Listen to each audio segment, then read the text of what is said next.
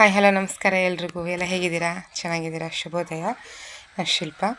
ಇವತ್ತು ಕರ್ನಾಟಕದಲ್ಲಿ KSRTC bus ಮತ್ತು ಅದಕ್ಕೆ ಸಂಬಂಧಪಟ್ಟ ಬಸ್ಗಳು ಓಡಾಡದಂತೆ, ಸ್ಟ್ರೈಕ್ ಅಂತೆ, ಮುಷ್ಕರ ಅಂತೆ ಎಲ್ಲ ಪೇಪರಲ್ಲಿ ನ್ಯೂಸಲ್ಲೆಲ್ಲ ಮಾಹಿತಿ ಬರ್ತಾಯಿದೆ. ಅದು ಹೌದು ಅಲ್ವಾ ಅಂತ ನೋಡಿದಾಗ ಅದು ಹೌದು.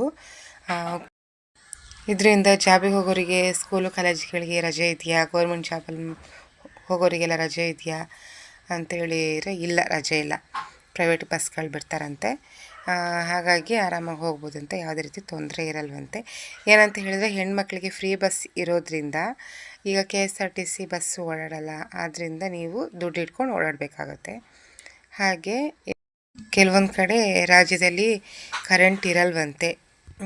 ಯಾಕೆ ಕರೆಂಟ್ ತೆಗಿತಾರೆ, ಕರೆಂಟ್ ಕಟ್ ಮಾಡ್ತಾರೆ ಅಂತ ಹೇಳಿದರೆ, ನಿರ್ವಹಣೆ ಮತ್ತು ತುರ್ತು ದುರಸ್ತಿ ಕಾರ್ಯ ಇರುವುದರಿಂದ ತಿಪಟೂರು, ತುಮಕೂರು, ಚಿಕ್ಕನಾಯಕನಹಳ್ಳಿ ಬೆಳಿಗ್ಗೆ 10 ಗಂಟೆಯಿಂದ ಸಂಜೆ 5 ಗಂಟೆ ತನಕ ಕರೆಂಟ್ ಇರಲ್ಲ.